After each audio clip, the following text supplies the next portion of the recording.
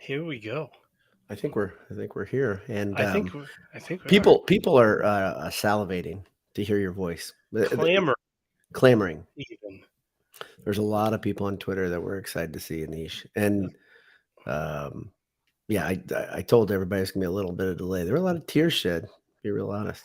Listen, sometimes we go with the emergencies that are on the ground. Hmm. Sometimes that they need to be put out by the BS members, and they Yeah, cause delays. Societal. We're here, and by we're using we in the most liberal sense of the word right, we, right. but we are out here solving society's ills. I This think is all yes. 100% true. This If is the way. you This is the way it gets. This is the way it gets fixed. Is what you're saying, right? depending on how you define we is at the very least one of us is out Yeah, yeah, doing good things. right. The other of us are Just doing this. doing nothing. Exactly, exactly. Exactly. Hey, I hear Dylan's here. I know that was the intro to the show that I missed, but that was what he said. I'm here, I think, was his announcement. Listen, at the very least, if we can't do a show without Dylan, then what's there? Right. What can we do? I'll tell you what, the people that I see in the margin right here, this is like the all-star team. So if you're gonna, you know, quality, quality, not quantity. This is a good group. It's an elite company we're among. So I don't know if I'm the host or you're the host until Jay gets here. I You're want to you're always the welcome. host. I differ. Beauty and age. Yeah, well, thank you. God bless you. Welcome everybody to an amazing handsome hour, not because of our talent, not because of what we bring to the table to the Purdue community, but because of what we all just witnessed. Your Purdue Boilermakers went 3-0 in basketball, went 1-0 in football, won a division, and won a bucket, and won a championship. That's a special weekend. We can Is that argue how okay? Is special. that good? How is that? I Is think that it's good. supposed to be good? I Okay, think it's good, good. good, good. Yeah, they beat an unranked team that was in the top 30 in KenPom by a substantial amount. Then they beat a top 10 team in KenPom by 18. Then they beat another top 10 team in KenPom by 19. The only thing I was mad about is they didn't get Gonzaga by 20 because of a cheap basket there at the end. So yeah, I've got a bone to pick with Matt Painter and company. Anish, Exactly. can I ask you a question? Sure. I mean, you can ask me Am I too if you'd dead? like. Am I dead? Have I passed If away? you are, I'm here with you, my friend. Okay, good, good. I said it to multiple people. I said on Twitter, I was like, dude, it's like I drew it up. It doesn't make Well, so here's the thing: you did like if you listen to the quick casts. I mean, if you're on YouTube, I assume you get the you get the live links. yeah, right. Click the You've so bell. you've clicked the little bell, you've clicked the like, you've clicked the subscribe. You're sharing Yeah, it with your friends and yeah. family that you have made small talk over Thanksgiving. But our man Boiler Dad here called it at the beginning. Now he didn't say that it would happen, but he was like, "Imagine, can What you if? imagine a world? What happens?" Right. And everything went into place, starting with Nebraska. This is the only place to start. We've got Greg McManus here, watching Our live. Nebraska expert. Our Nebraska, our go-to Nebraska correspondent, BS Nebraska correspondent.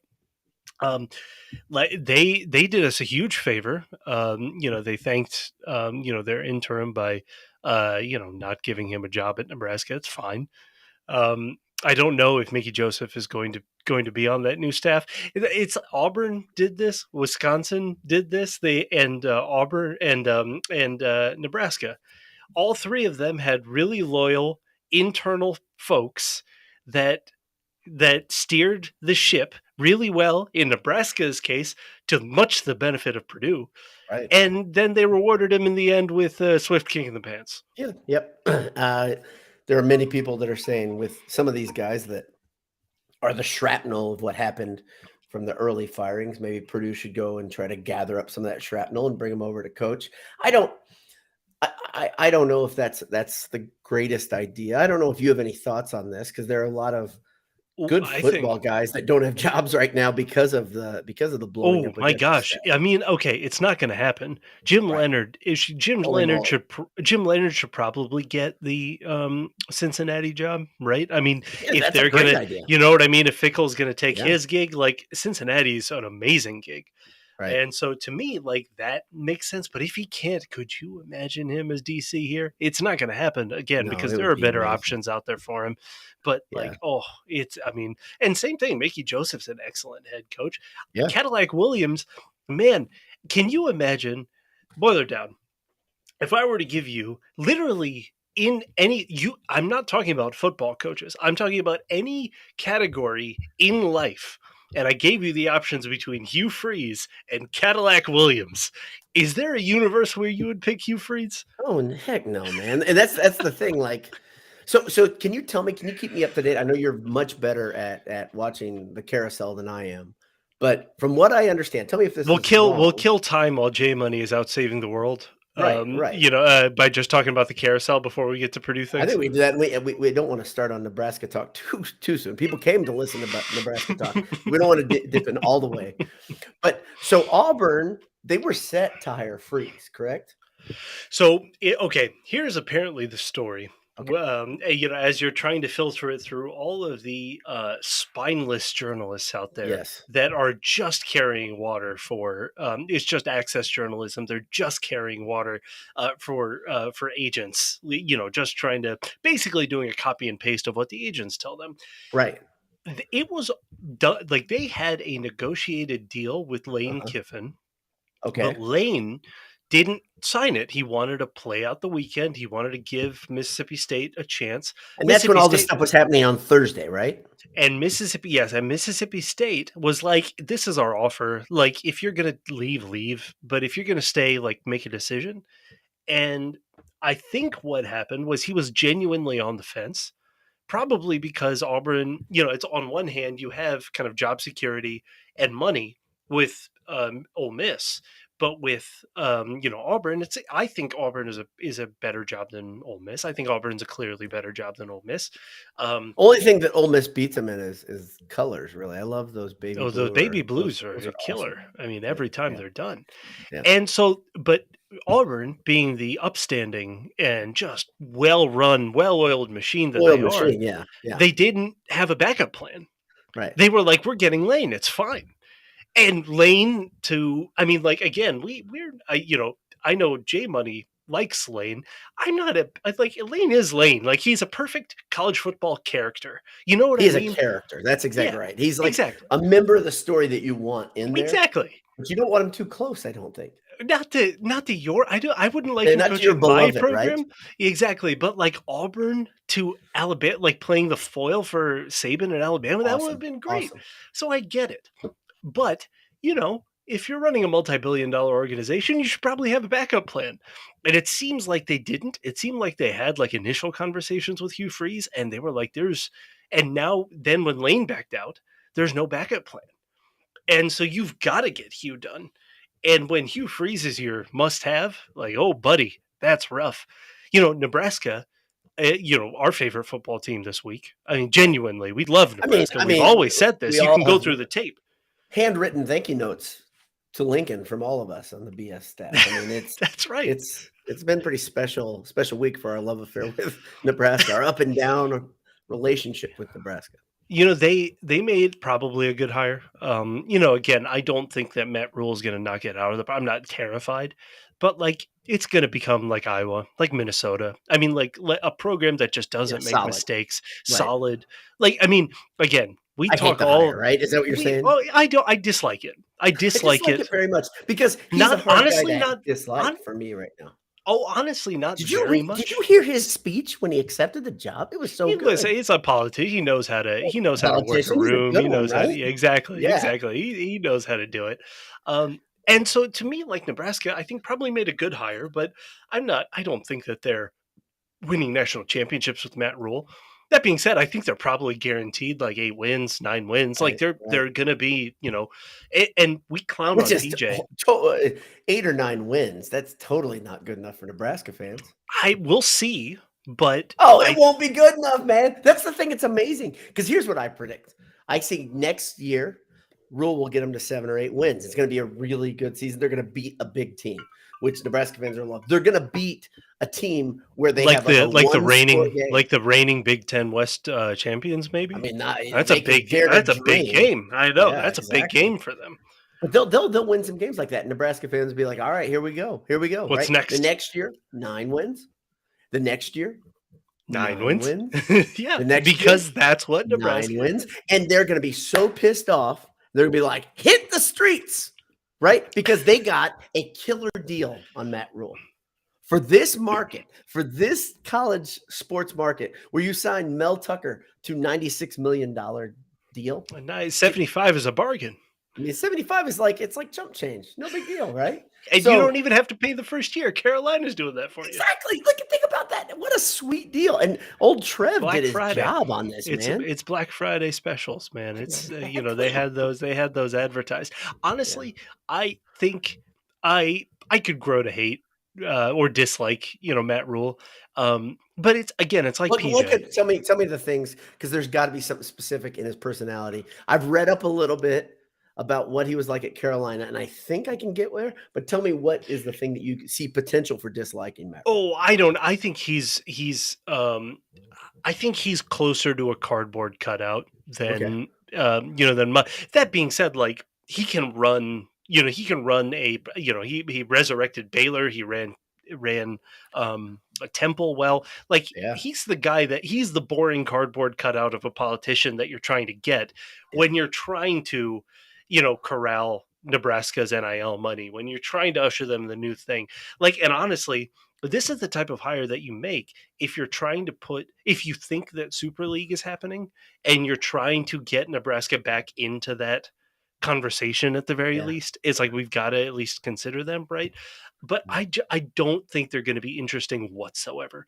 I think they're going to be so bland. I think they're going to be like somewhere between Iowa and Paul Christ, Wisconsin. Like I think they're going to be something like that. Now, if we're talking disaster hires, just absolute like 5 alarm. This is bad news for us, buddy. Like Luke Fickle to Wisconsin. Oh. Oh, that's bad news Oh. because you're hoping Luke Fickle goes to Ohio State, goes to Michigan, goes to Yeah. Notre Dame. These Yeah. places that are already like excellent. Like The league. there's Yeah. again, Purdue is not playing in that sandbox, right? No. Purdue is playing in, Yet. celebrate yet. Once we win on Saturday, Yep. but That's the jet fuel. when you get a head coach like like Luke Fickle Mhm. matched up at a program in that like second tier, that like 1A, Right. like two or 1B, 2A type of tier, like Wisconsin, that is jet fuel. That is real. And that's terrifying to me. Like to Yeah. me, Luke Fickle is the one that I'm just like, oh, why? Well, my favorite thing about Fickle and Ohio State, like I saw Ohio State fans like saying, "That a boy, Luke." Like I can't remember one of the former 11 Warriors guys Hmm. that you probably know. He's he's kind of a big deal. He became a real media type, and now I don't know what he's doing now. But I made fun of him. I'm like, remember, you guys fired him. I don't forget Well, that. so He they wasn't good hired. enough. What did they do? Well, He again, wasn't good enough. it's kind of like what Leonard was. So Absolutely like that, I right? don't think that Leonard was passed over or he was Uh-huh. fired. I don't think that there was anything that he could have done You to don't think make he him could have earned the job? I don't. So no. I think he did earn the job, Okay. but I think that there was nothing that he could have done to make him a better candidate than Luke Fickle. And when Luke Fickle says he wants that job, it's just like you. I think Jim Leonard maxed out, Yeah. and Luke Fickle is just a better option. And Yeah. I don't blame Wisconsin for making that hard decision. Right. Same thing again. I've had plenty of things to say about Urban Meyer. Mhm. But that being said, when you have, this 1 year that the interim plus coach that you had, guiding you through again, very similar, guiding you through a really rough patch like Luke Fickle did, but then Urban Meyer is willing to come to Ohio State. It's like no matter what you do, you're not going to be a better option than Urban Meyer. Now, there are a few more things about Urban Meyer that you can hate, compared Oh, to yeah. Luke Fickle, who just is excellent, just is so good, Yeah. and it's going to be tough. It's going to be tough. So I was reading a thread right before I came on here. Speaking, we can start turning the ship towards what we really want to talk about. By the way, we are trying to fill a little bit of time until the normal host of the 3-man handsome hour can get here. And he's got, if you guys don't know it, Jay is he's an amazing singer, and he That's right. does nightclub gigs, That's and right. so he's doing uh, big work tonight. He's actually this is not a joke. He is an EMT, which is an amazing thing. He's a voluntary um, uh, EMT. Am I saying that right? Is that true? Sure. It's Sure. You're incredible. saying those It's letters, literally it's an amazing thing that he does, and sometimes his selflessness runs into our handsome hour, which is which is just, I mean, inexcusable. we dock his pay for it. Yeah, yeah, huge pay cut. Yeah. But I read a great 15, thread. 15 fewer Oreos to eat this That's week. right. Yeah, yeah. We don't give him. We'll hold the double and triple stuff back from That's him. right. He'll have to eat my thins, which I love. But I read a good thread, or a start of a good idea maybe, on the new Knucklehead board that said one of the best things would be if Mitch Daniels and Babinski came together like they did to get Brom, and said, okay, the final thing we're going to do is shore Jeff up and make him the longest tenured Purdue football coach ever by signing him to one of those mega college football contracts up near that $100 million space. Let me ask you right now, is that what you'd like to see happen? Or is there another scenario? Or would you like to say, okay, let's fatten this deal. Let's make sure that let's say he gets a $85 million deal, which is still, just saying those numbers is dumb. But he's going to get guaranteed money to have a very deep coffer for his assistant coach. Like, what would you like to see? What's Anish's perfect scenario for Purdue right now? Or do you just say, okay, hey, everything's fine right now? No, I'm not no, good no, with no. everything's fine, to tell you the truth. So, I am not good with everything's fine. right. There is so like, okay, we'll say it, Louisville, right? How do you make Purdue a more attractive option than Louisville for, Louisville's first family, right? And the way that you do that is, it's leaning into Purdue's strengths. Louisville's strengths are going to be there, right? Because so again, here are your two options. Your one option is a perfunctory extension just to make sure he's got a contract. At this point, the standard contract is 1.5 to 2 recruiting cycles. So Mm-hmm. you've got to have a coach for 6 to 8 years already on the books, right? Right. Um, so just do that at his current salary, and if Louisville poaches him, they poaches him. Right. Um, the second thing is to lean into Purdue's strengths to make a, a, an argument to a very rational, level-headed, calm person that doesn't really make irrational decisions. That Purdue is a more attractive place to be than Louisville, and the way that you do that is by giving him maxing out his assistant pool, Right. maxing out his years, and continuing to be in the Big Ten to show that, like, that level between a mid-level ACC school versus a mid-level Big Ten school is like just an astronomical difference, and Mm-hmm. it's going to only grow as like through the years. Well, that's And the funny thing. what People still complain about Brahms' contract that are Purdue fans, it's which not your money, homie. it's What are you yeah. talking What are you about? What are doing? you What are you doing? doing? But the thing that I'd look at this is it's not that big of a contract anymore either. And what he's done, you can be upset that there have been a couple bad seasons. I Two, implore you, Purdue fans, even the two out young of ones, six. let's look at Purdue's history, what Purdue really is. This is not accepting mediocrity. This is shooting for really special levels of winning. I would say if you can hire Jeff Brom, if you can re-up Jeff Brom at $7 to $8 million, Do it. do it. Go And max get 7 to 8 years, and right? to me, do 7 for a full 8 years and double his assistant pool. Right. You know what I mean? Yep. And all of a sudden, make Purdue like By the way, that highlight puts Purdue highlight right that in the upper middle, right? I mean, I'm not wrong about highlight that that number. resource gap Yep. that exists between the middle of the ACC and the middle of the Big Ten, which is where Louisville's football program is, and it's where Purdue's football program is. At this point, Purdue's fourth in the Big Ten. By any metric, like you look at the bowl, like so. they don't do kind of 1 through 10 or 1 through 14, whatever, for the Big Ten anymore. But Mhm. if you were if you were lining up Big Ten teams on like for the bowl selection, Purdue would come off the board fourth this year, I think. And to me, that's like fourth place in the Big Ten. And to me, like, so you've got the two blue bloods, you've got Penn State, which is knocking on that door, and then you've got Purdue. In what world? And we're looking at the Syracuse loss. We're looking at Penn State. We're saying like, oh, that 10 wins was almost there. But in what world is this that reality that we have not worth what Brahm had been setting up for the last 6 years, right? Right, And right. so to me, the other thing is there's that resource gap that you can show that is ever growing, and you can show it right now with the assistant pool, but then also you show stability. You show stability even with Meng Chang coming in as the next president, that Yep. it's just like this is a no nonsense, calm, non reactionary program where the pressure is not That's going to it. be insane. I It's love it. going to be your quality of life is going to be so good. You're going to be playing, not just Ohio State and Michigan next year, but in a couple of years, you're going to be playing USC. You're going to be playing, Wisconsin, Nebraska, Penn State, all of these big teams. You're in the Big Two. You're Yeah, you're playing where football matters, yeah. and to me, and you're doing so in a stable place that doesn't make reactionary decisions. That isn't like that isn't Auburn. Mhm. That isn't Right. Louisville.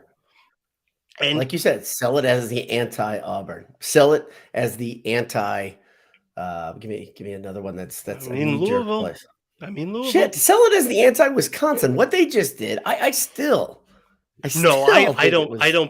don't blame Wisconsin one bit. Oh, man. I I mean know you don't. I know you're not a big Chris guy, but that's a favorite son of the program and the university who's winning at a decent clip, who doesn't do anything bad, who doesn't have players that are doing anything bad, and they kick them to the I curb. to me it's they were so Wisconsin is playing in a different sandbox than Purdue, right? So I don't think they should be. That's where. so that's the attainable one, right? Yes, I yes, mean, again, not next year, not the year after, but that is where Purdue can aim, right? Now Wisconsin has been there for a decade, yeah, almost 2 decades now. yeah. And so Wisconsin is trying to take that and leap into the Penn State, Ohio State, Michigan, Mhm. that one. Now Penn State's in kind of a weird, Penn State is in that kind of middle where Yeah, they're yeah. not quite here, not quite there. Michigan probably just made that leap that Penn State is trying to make, right?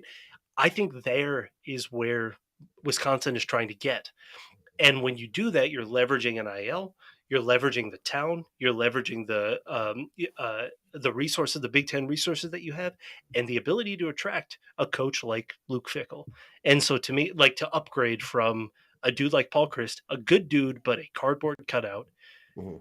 and you're ending up with Luke Fickle. And to me, that's the way that you do it. And so I don't blame Wisconsin, but what you're trying, if you're Purdue, to get back to your question, you're Yeah. trying to paint for Jeff Brom, you're trying to paint it as the opposite of Louisville, which is stable and just resources. Like the resource gap is going to get to where, it's not great. And so what you can do this year, because it looks like Satterfield, there might be one or two openings. So what I'm currently worried about, which I can finally verbalize on the Twitter machine now, or on the YouTube machine now that we've had a successful season, Yeah.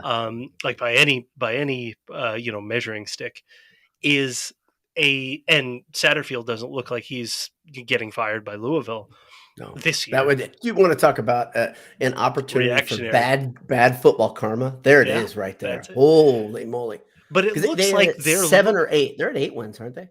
they're at 7, I Okay. think. And so, but they are 7 looking with a to couple separate. really good victories Good, this year. a couple good wins, a couple bad losses. Yep. A Louisville's football season. It is Right, what it is. That's what right. they are. Again, that's what Purdue is too. Like it's the middle of the Big Ten, middle of the ACC. It is what it is, right? Mhm.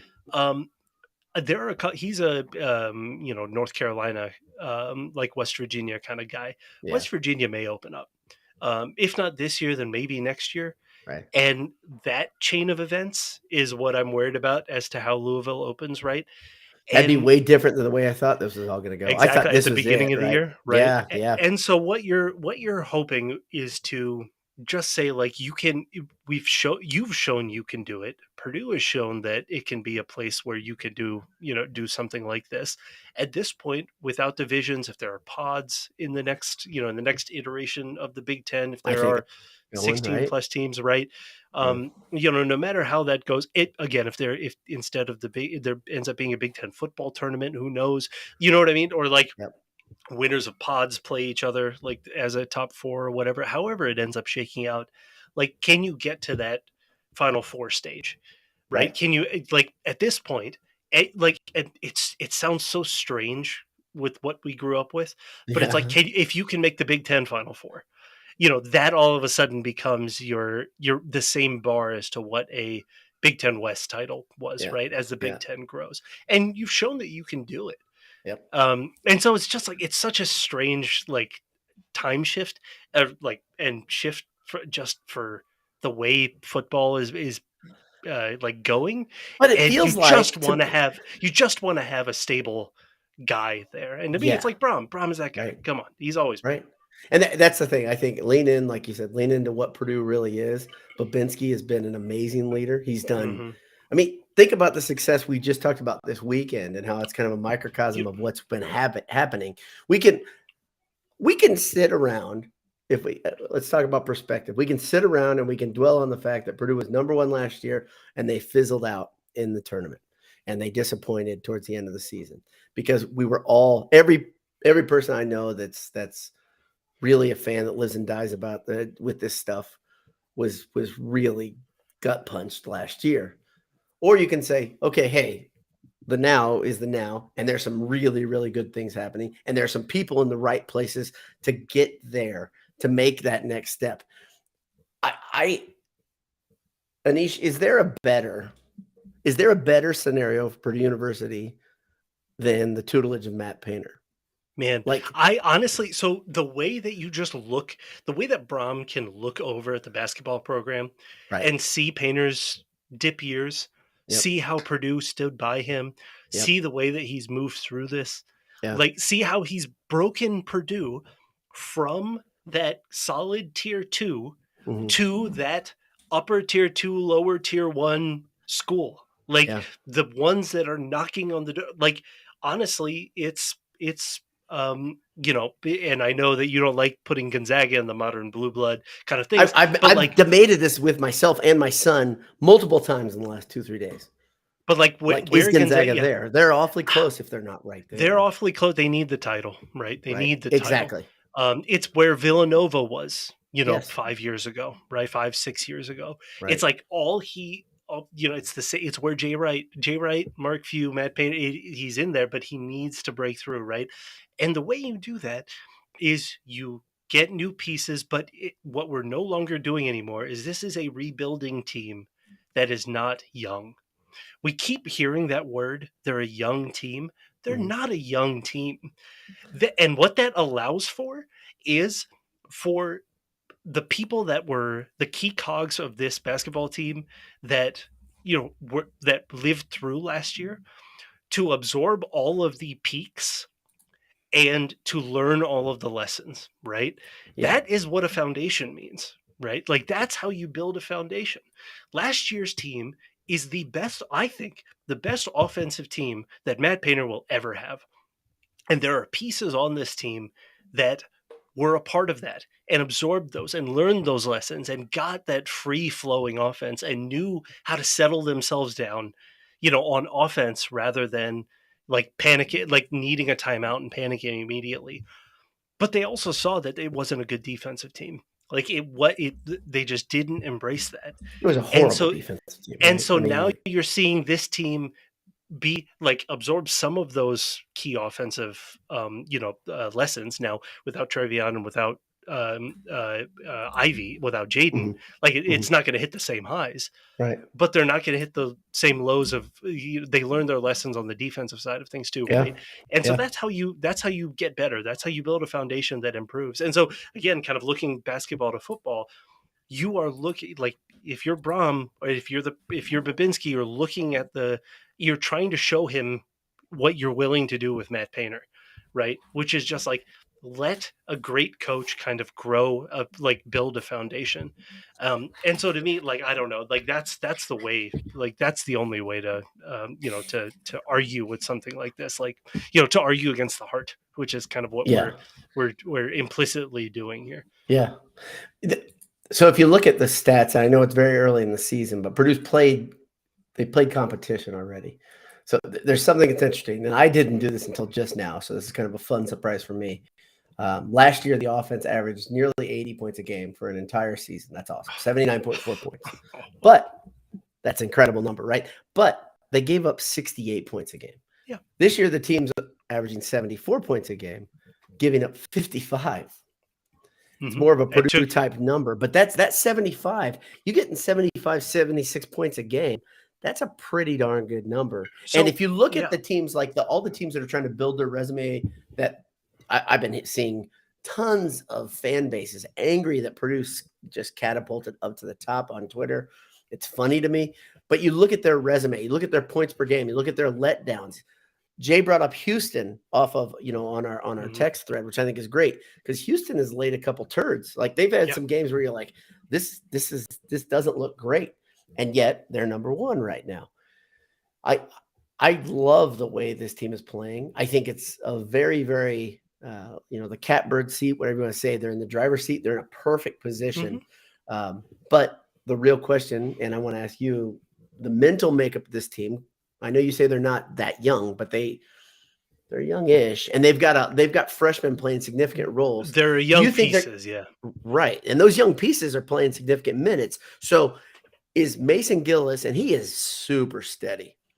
We loved him as kind of the guy who was a catalyst, and now he's a steady guy, like playing 14 minutes without complaining, even though he's still hitting his shot, along with Newman over there, who's all of a sudden the guy who's going to dive into the crowd at any given moment. Doesn't have to shoot every possession. These guys are steady, right? And then Edie, steady. Look at that leadership right there. Those three guys. That's what I'm saying. They weren't, and Morton, they were not this even keeled last year. And so these are the lessons. Not even close. This is why they're not a young team. They're an experienced team with young key pieces. Now, what that means is that the young pieces, I'm telling you, everybody, all 75 of you or whatever that are on right now, and everybody that's going to listen later, listen to this. Just brace yourself. Okay, they will hit the freshman wall. What? I guarantee it's not going to always be like it was this weekend. Almost is like freshmen will not always be, lights out shooters, no hesitations, no turnovers, none of that. And so it's we've got an interloper here. Let's see if it connects. If this guy can connect. Wow, look at this. From a dark cave, Jay Money has joined us. It's an honor and a privilege. Oh, look at that. Hi, how are you? Hey, I'm good. I'm good. Did I miss anything? Good. Catch me up. No, you didn't miss anything. We talked about. Yeah, well, I don't know. Okay. He's got horrible audio. He's got terrible. It's terrible. It's awful. Boo. Yes, boo. Yeah. So if I were you, Jay, here's what, and I don't know how close you are to home. This is just put the lights on and just say this is an emergency. Exactly. I'm sure you're in the ambulance. But no, I would say get home, jump on as soon as you can, because people are salivating to hear us jump into the full J Money goodness. So whenever you can get here, let's do it. All right. Okay. All right. Appreciate you trying though. So that was a little better than when I tried on the road from the West Coast. That was terrible. It was awful. Absolutely terrible. I went back and listened to that. I was like, man, that's frustrating. And I don't know. I don't even know what to do with that. But let's see. Motor City. So there's a bit of a misnomer going around. Like, I don't understand technology. I mean, that's absurd. Motor City Boiler says he's got bad audio on purpose to make Boiler Dad feel better about himself. So here, and I don't know if you think I'm sabotaging him or if he's doing it to make me feel better about me. He would never do something to make me feel better about my tech problems. Never. First thing. Second thing, here's the sad thing about the three of us. We all struggle with tech at different times. Even Anish. Anish at one point was like this whiz kid who understood everything that was coming down the pike. And then all of a sudden, tech advanced too quickly and he became a little bit older. My hips are hurting all of a sudden. Exactly. It's terrible. Yeah, it's awful. It's awful. But yeah, I know Jay will be with us as soon as he can. So young teams, not a young team, but an experienced team with young pieces, right? Yeah. And so Yeah. what that means is that January may be a little bit ugly. It's fine. It'll be okay. I Right. promise. Right. Because they showed this, right? The fact that they showed this Hear about this. How about this, Anish? I said this to LBD. They've already played themselves into the tournament. Like right now, yeah. They're in. I mean, Yeah. you can do a lot of messing up, a lot of trying to go figure 500 in the Big Ten season, and you're in still. You're in. Like that's wild. It's Think insane. how crazy that is. I mean, it's a pre-con unlike anything that we've seen in our lives. Can I say that? I think you can. Painter and Few have been trying to get a home and home going, and this is kind of why you do it, right? Like this is why both of them want to do it, because it's like Purdue is in that spot where it's like you want these preseason tests, and Gonzaga now, like, they're trying to join these league, and all of a sudden, the Pac-12 suddenly wants them when the Pac-12 is on the verge of collapsing. Yeah. But like, there's like these are two teams that I think would be, just like Jay Wright with Nova, the last couple of years, which Purdue has, played them a handful of times, even outside the tournament, let alone in. Like these are teams that match up well, and they kind of want to measure themselves against each other. I mean, there's a reason that Purdue matches up with West Virginia, every secret scrimmage. It's like Purdue is the finesse version of West Virginia. West Virginia is the bullhorn version of what what Purdue does, right? As like they're almost like the complementary types, and they want to kind of learn from so here let's talk a little bit about that. Let's look, because that's a good segue into that tournament and this great weekend. West Virginia, I watched the Painter show. You had darn nabbit, my brain is not working. Painter was not on the show, so you had an assistant coach, and it's killing me. He's actually the basketball operation guys, and I actually know him.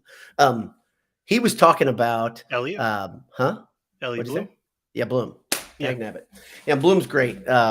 Bloom's pretty no nonsense. He's a great painter type guy. But he talked about West Virginia, and he said West Virginia is going to foul you a lot. They're going to play very physical, and they're going to dare the refs to call all the fouls. And that's in some ways, right? The old Painter, the old Purdue, the Purdue that got the reputation of being a place where offense goes to die, kind of like Wisconsin is right now. What Wisconsin really is built on. The Wisconsin culture is designed to destroy college basketball. It's Kirk Ferentz on basketball on it's so wood shit, right? And they just keep doing it every year. You see a Wisconsin score, and they're down in the 40s. You're like, or they're in the teens at the half, which has happened, and they're winning somehow. Cool, great, whatever. That's not basketball to me. It's not fun. But Purdue has shed that reputation a long time ago. Matt Painter's ability to alter the offense and make it different. It looks like this year is the ideal offense for Painter. Am I wrong? Because there are many skeptics on Twitter that said Painter's got to stop recruiting 7-footers. I'm like, are you crazy?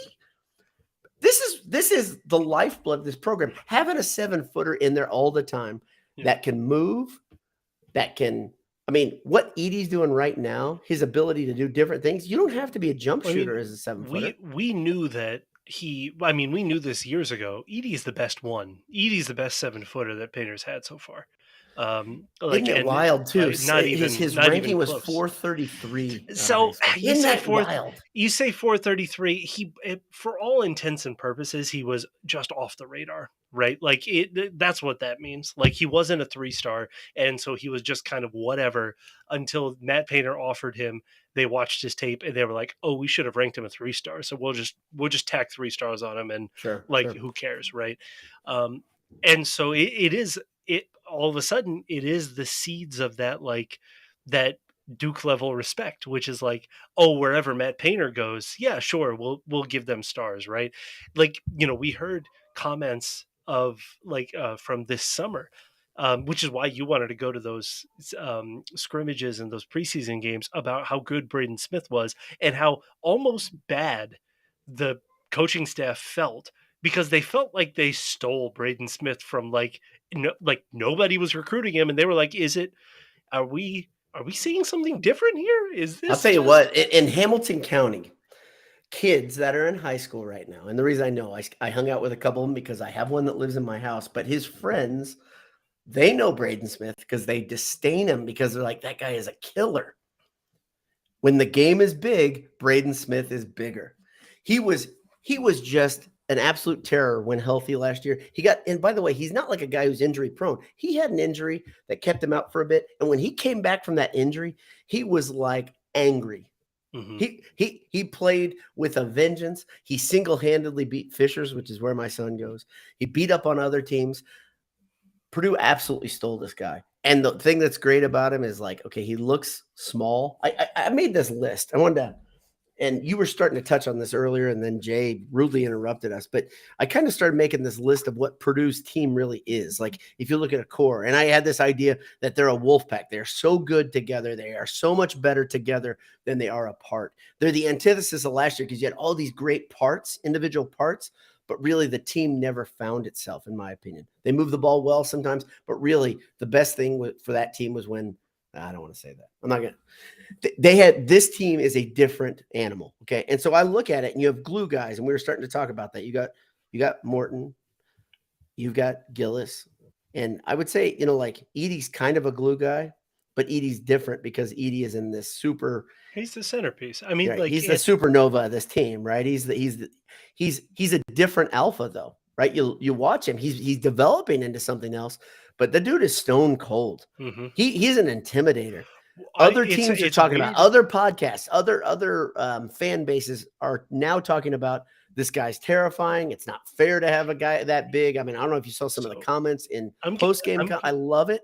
I'm Right? gonna kind of make this comparison, Yeah. and Go it's ahead. gonna sound well. So you keep going, keep going, keep going. Okay.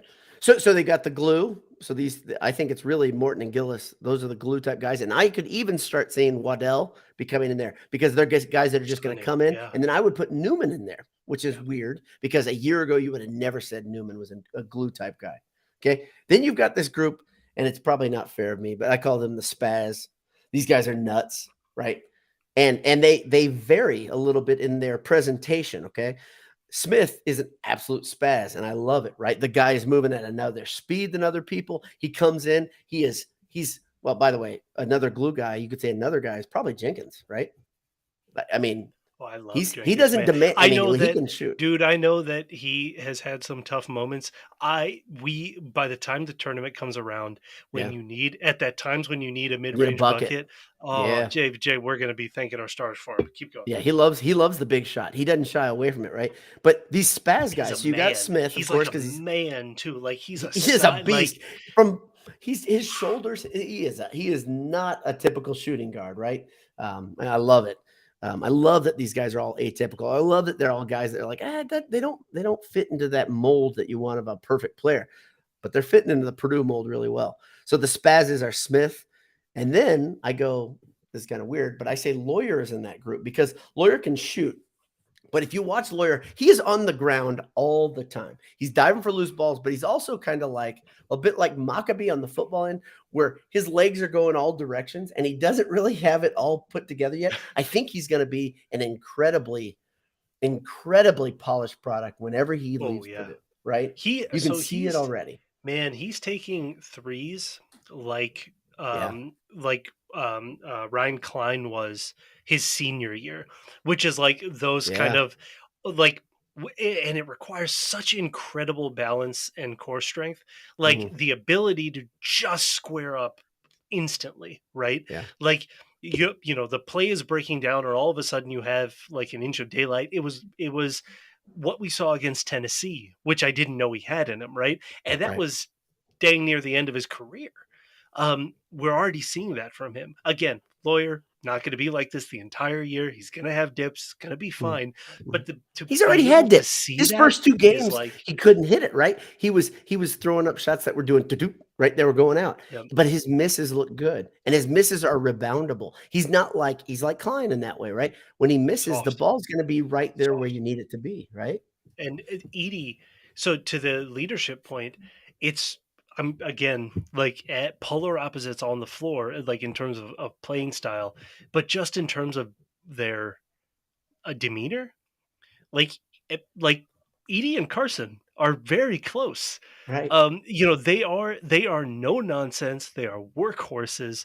Nothing phases them. They'll get into ruts like on the court here and there, but they won't outburst. It's the Carson kind of calming harms down type thing. Like Edie is the calming presence, like on the floor. He will get the team going when they Right. need it, Yeah. and all of his and the leap. Like I think part of the defensive leap this year has been Edie. I mean, it's been night and day. He's Last a year, shot blocker now. I mean, all He of a was not sudden, a shot blocker last year. he couldn't get vertical. Right. He could Couldn't find move the sideways. shot, but that movement exactly. And Right. so to me, like I it like I don't think, and kind of similar to here we go, here he is. Similar to last year's team, or similar to the Carson team when looking at the team before, Mhm. with the super Mhm. seniors, right? Um, that also kind of petered out towards the end of that. They had a long winning streak that also petered out towards the end of that year. Again, that was a large part due to, and then the tournament collapse was due to the Harms injury, right?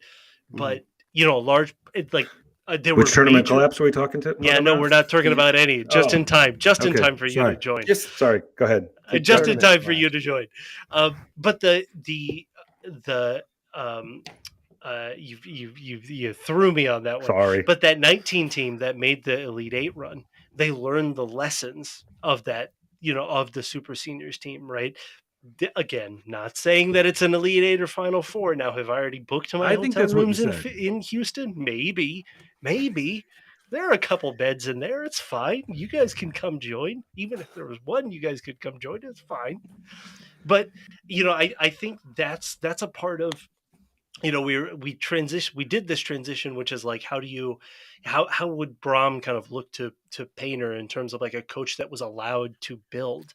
Like these are the keys of teams that can reset without getting young. We were saying that I think it was a J money line, which was like years ago, which is like the teams that constantly stay young, like that Well, that's more than our reset dad but line. constantly staying young. Yeah. Like that's where you go wrong because you don't Yeah. have those battle That was scars, right? IU's problem, right? For a decade. And so Constantly young. this is a team that is resetting but isn't young.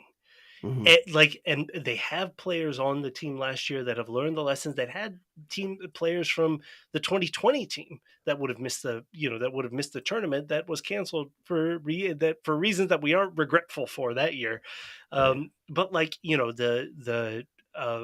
I think the ability to reset without just being full of like freshmen like Duke is this year.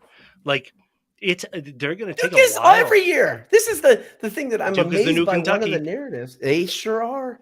That it's a conduit to the league, right? You get the 5-star and then you send them on, right? And then Purdue is their antithesis. You have guys like, and we haven't even talked about him today, which is a damn shame, but I put him in that spaz category again. Trey Kaufman-Renn, a guy that Oh. was willing to take the red shirt, and you look at him and you're like, he just wears people down. So you've got Edie, choose your poison.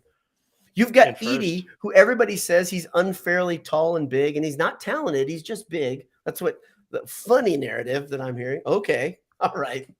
Funny, because there are other guys that are 7'2", that somehow that 2 inches makes a massive difference, and they can only average 6 points and 5 rebounds.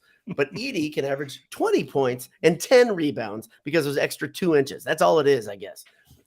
So he's going to make life difficult on you. And then you're going to have a spaz, Caleb First, and a spaz, Trey Kaufman-Renn, coming at you with just anger and piss and vinegar. And they're going to say, yeah, give us all the contact. We want it. And guess what we're going to try to do every time we touch the ball? Rip the damn thing off the glass. Those guys are mean. They attack the boards like a bunch of angry dogs. I love this freaking team. I love it. It's good, man. It's good. Teams that are allowed to grow and kind of learn lessons. This is it. Chris, I know it's after dark. I know. Oh gosh, Chris Harder. He says, I've been told an extra 2 inches would help. He's talking about height, I'm assuming. He's 5'10". We met him. Right. He's 5'10". Yeah, that's right. That I don't know that there's really a narrative size for a goalie. That Edie is he's just big and I think that was one loudmouth more. No, it wasn't. No, it wasn't. And as you guys know, I've spent way too much time on Twitter the last couple of days. You guys have made fun of me for it. And it hurts my feelings. So here's my problem, guys. I got to tell you, I got a confession to everyone who's listening, everybody's watching. When news is happening that involves my boilers, that's a national thing. Okay. I start getting on there because I want to see every kernel that's coming out. You don't have to explain. And the best way to gather news, you don't have to explain it, is Twitter. Just feed me. I'm going to give me a link. I want to read. I want to look at stats. I want to hear bad opinions and good opinions. I want to build it, Okay. And when they're about to be ranked, I can remember last year when it looked like they might be number 1, 2 weeks in a row, 3 weeks in a row, whatever that was. I couldn't get off of there. Okay. It's good for the productivity. It's good for the productivity. It's great. It's great for the productivity. It's great for being a good dad. It's horrible on every level. Okay. But I could not get off because I was like, okay, there's more coming. And sure enough, there was more coming. Twitter's got this stupid thing where it will hide stuff from you for a long time. And then all of a sudden you're about to get off and you hit the feed one more time. And then something awesome comes up. It's like an amazing opinion. It's an article you haven't seen. And I'm like, okay, I'm back. You have my attention. I'm not getting up yet. I've been draining the battery of my iPhone 13 mini, just draining it. I'm charging it twice a day right now. I feel horrible about this, guys. You know the way I feel about this. I don't love it, but I love it. Hate yourself. Hey, hate me. It's a hell of a drug, man. Exactly. There's certain things that are addictive. And yeah. I noticed that, let's see here. Patrick Kennedy says that if Purdue wins Saturday, all three of us must shave. I don't recall agreeing to that. Actually. I do not agree to this. I'll do it, but I don't agree to it. I mean, you didn't say what? Shave the head. I was going to say shave the head. Boiler dad is fine. Oh yeah, no problem. Dylan says he's been at war with IU fans for 2 days now. It is not a war worth fighting, Dylan. You can't fight with people who don't. It's listen. If you fight with an idiot and they're saying idiot things all the time, how are you? And you try to fight with them, you may sound like the idiot. So just throw a barb and get out of there. What's amazing to me is there are fan bases out there, and I might say I don't know much about Gonzaga's fan base. They don't say much because they're so small. I mean, I think they're small. I never. But maybe that's a bonus for them. They don't talk smack. I don't ever hear them waiting. They do. But I did a couple last year. Okay, what I'm saying though is I think there are fan bases that know when they're down or beat, or maybe when they should just shut up, right? And I think Gonzaga stayed off of it after. How about Ohio State football fans right now? I'm not seeing a lot. I'm definitely seeing excuses made, but you do that about your team. I don't see them going and telling Michigan that they're not good. No, they're starting to rile for Ryan Day, which is funnier. But it's awesome. Outward. It's inward. It's not. You know what I mean? Right? When to stop. It's like, okay, I'm not going to go fight with them because they kicked our ass. They've kicked everyone's ass lately. And let's just argue with family. But they never seem to know. They never seem to get that. I want to respect some element of the fan base. I know that's a silly thing. I shouldn't. But I want to say, okay, well, the football fans of IU are idiots because they're IU football fans. They are. They are. But then you want to say, but the basketball, they got to know basketball. They're worse. Indiana. They're worse. They're worse. I want to give you guys a chance. But to pretend that Purdue's not good right now or that Edie's not great. Edie's not good. Gonzaga's a little down. Duke is clearly not the same. Yeah, okay. This just all three of them, right? All these things are true. But then can't wait till the collapse. Whatever, pick your poison. And then we get told that we can stop talking about fight right now. We've got all the bullets. Don't do it now. Come at us in March. We know how this goes. Exactly. So wait, hold on. One thing that I was hearing was the best weekend or whatever 4-day or week stretch in Purdue sports history. Maybe. I don't know. It was awesome. I mean, my dad thinks it's one of them because he's an old man. You think of some of the best moments, and he knows stuff. Well, think of the best football and basketball moments that you just on their own that you can think of. and the other program wasn't.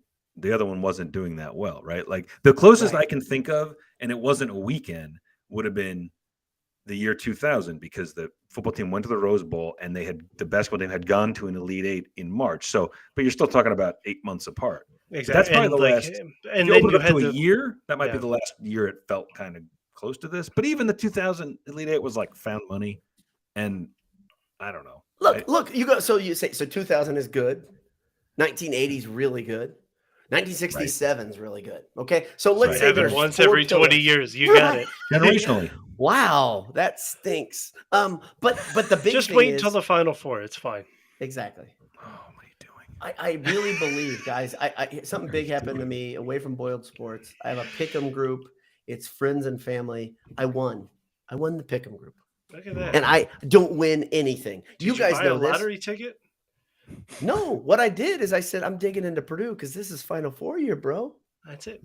That was Bet the on Purdue this sign. year. Put your one bet, your all first, going your up. only bet.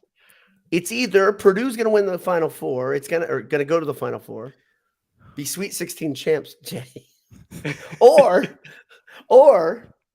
the world is coming to an end. It's one of those two. Could be so both.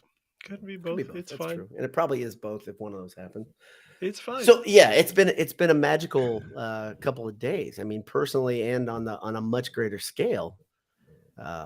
It's funny. So I've got a guy I work with. You guys know this. I work with a company based out of California right now. I've got a guy I work with who has much bigger fish to fry than me, and he doesn't care all that much about college sports. Not his thing. And I said, "Did you see what happened to Purdue this weekend?" He said, "No." And I just start, and I just start telling him all the wonderful, beautiful things I've experienced the last couple of days. He goes, "Sounds pretty cool." That wasn't what I wanted. here's You didn't the- revel. It's like, "Oh my gosh, pal, tell me more." It's so it reminds you how stupid this whole How enterprise idiotic is. it all is. Because so here, like Totally. the closest I've come to this is the night after the Ohio. I don't remember if it was that night or the next day after the Tyler Tran Ohio State game, and the wife and I were going out to dinner with like an Irishman and his wife, and so like Is this a they joke? don't. No, they don't get it. Like you have to Four of them explain walk the into a bar. history of college of like Purdue Yeah. football How far versus back do I Ohio have to go State. here to make you And so understand it's what like, this meant to me? Oh, it's tough. Right. It's I was like on cloud 9 because I was like, this is Yeah. the greatest. This is the greatest sporting event that I've ever watched. You're like, you don't even And it's just understand. like, and I Urban can't- was doing the surrender cobra over and over. It was great. It was an amazing, magical night. Did you see someone posted in the No Context College Football on Twitter? Somebody posted, apparently there was a video clip. I never saw this before, but when Urban left and Day took over, it's Urban in the locker room playing a video game, and Day comes in and sits next to him. He goes, "How's it going?" And he's like, we're good, looking pretty good. And he hands the controls to Day, and he's like, "It's all yours." And he's like, "Thanks, coach." And Urban walks away. Like they must have filmed that for some internal Right. passing of the torch, but he was Yeah. passing like a PlayStation controller. And now, of course, that looks even funnier. Although the guy's 31-2 against the Big Ten. I don't know that. I hope they do Yeah, run but him. those 2 losses. I were want him to be unforgivable, Jay. fired so bad. Oh, it's Those so 2 great. losses. It'd are be the best unforgivable. thing. Bring back Urban. Do whatever. Tell me who's your upgrade. I mean, that's where Their you upgrade go. just got hired by Wisconsin. Yeah, I mean, I think Fickle. I don't know if he would have been Great upgraded. I think coach, it's a great coach, natural. It's a natural next. But Ryan Day is a fantastic college football coach. Like, it's a level of delusion that I don't think they are setting themselves up to be the next Tennessee or Nebraska. I mean, it's SEC mentality, right? It's Auburn, it's Tennessee. I don't even know if that's SEC mentality. He's got him in the playoff. He's either in the playoff or in the hunt to the last week every year. He's lost 2 games that matter. Like, what? It's nuts. Yeah, like they're it's once divisions go, then maybe it'll make them more sane because all of a sudden it's Like, I think because they're always judged on make the playoff, beat Michigan, win the Big Ten, right? Like those are their goals, right? Yep. Or like I guess win a national title, not just make the playoff, but win the national title, win the Big Ten, beat Michigan, Right. and Michigan's up there high. you can't really like if you don't beat Michigan, none of those happen, right? You know what I mean? They And could so sneak into the playoff, my friend. They could sneak into the geez, playoff. it Let's would be nuts. let's play that. Well, out. it's not Continue. hard. We haven't played It's not this game, hard. Jay Money. Go ahead. Imagine if they snuck in and won it. Now, what is the? I think they'd still be mad at them. I think they'd still. That's how much they don't want to lose to Michigan. Yeah. Oh, I'll take a loss to IU every year if I get a national title. That sounds. The only better way would be if they pull a Duke UNC, where they lost in the regular season. Somehow they both end up in the playoff, and then Michigan beats them again in the semifinals. That would be better. Then he'd be probably fired. I bet you he would be fired. If they got in and they beat them again, I bet you they would run them out of town this year. That's the thing. UNC has forever won the rivalry because they beat Duke twice. They won on Coach K's last home game, and they knocked him out of the tournament in the Final Four. That the rivalry is over. Like it's ended forever. Like it's done. It feels to me like one of those things they probably don't want to talk about. Like probably don't want to acknowledge that that's how it went down. UNC does. No, they do. Of course they do, and they should forever. They should never stop talking. So about I'm kind of hoping that Michigan, because like UNC is playing Michigan, or OSU is playing Michigan, and I'm not rooting for either one, but I lean towards Michigan because I have less to hate there. Right? They're just a imminently less hateable program. I like Harbaugh losing though too. See, that's it's just a lot of the fun. 0-6 start was pretty. It's just funny a lot of fun. It was just a lot Ohio of fun. State. I was enjoying it because it was another fan base where you're like you're winning 10, 11 games a year, but you're losing the one that you want to win, and you might run them out for winning 10 and a half a year for 6 or 7 years. You almost did. But if they turn it around and do the do the UNC to Duke to Ohio State, like that would be so good. That was. What we have gone light on until J Money you joined is a reflection on the football season. And okay, we're gonna start it off, a little bit lower and more emotional, so that we can end it a little bit higher. What Aiden kind of has performed through. I think we can say probably the whole season, but at least the second half of the season, and now the end. It's just, if there was any, we were having the late night 2-hour Twitter Spaces right after the win, talking about whether Aiden belongs in the cradle, and my contention is always like we decide, right? It's the fans that decide. And there are going to be the high level people in the cradle that everybody knows, and they're going to be the people that performed really well at Purdue, put up all the numbers, put up all the put the wins on the board, all of this, but they're not Drew Brees, and so they'll mean more to Purdue fans than outside people looking at the table of quarterbacks in the cradle. There is no doubt now. I mean, like, and you hate to say it, but like the ability to do that on and off the field is like that's what you want, like, as a Purdue fan, and that dude is incredible. And it's like all you can say is what you said, boiled down on the quick cast on the video, which was just like you're praying for him, you're praying for the family. Football at this point is not very important, so if you've got to miss the Big Ten, he said he's not going. Brom said he's not going to, but if you got to miss the Big Ten title game, do it. Like that, this stuff doesn't matter. That stuff does, right? But the ability to do all that and achieve this level of success is like that. Yeah, Aiden is special. Like, we'll be telling, it will, it's that joke about guys can just talk about, athletes for hours. Like, Aiden's going to be one of the people that's going to be brought up in that conversation, right? Like 10, 15 years from now. And well, his story, like you and it sounded like you were going one way, and I started thinking about it.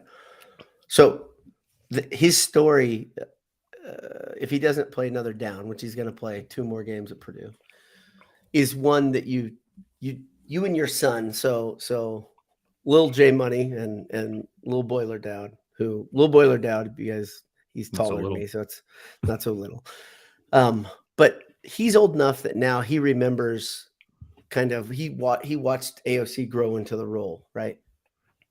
That story is something that LBD and I talk about to LBD's son. Mm-hmm. Yeah. I mean, like literally the way you work into a position, the long shot winning, right? There's a Purdue commercial. I brought it up on Twitter during one of the games. The Purdue commercial, the girl and her dad talking about going into robotics and trying again. It has, and I know it's the same people that made the commercial, and then the O'Connell commercial of trying again and putting in the reps. As an old-fashioned guy, I got to tell you, that's what I want my kids to do. Mm-hmm. I want them to keep going. I want them to be able to take the arrows and keep bobbing and weaving. And when you fail, I want you to keep going. AOC fails and he keeps going. So that Purdue commercial is fictitious, right? It's a great story being told. And I really think Purdue just absolutely nailed that commercial. I love it. I love everything about it. And then the AOC story, the commercial tries to tell you the truth, but the longer story is much better. And now you add in this thing where he quietly has a horrible tragedy happen in his family. And he doesn't say anything to anybody. And he comes out and he performs like absolute dog crap in the first half. And guys like me are on Twitter saying, hey, maybe it's time to just bench him for a possession. Mm-hmm.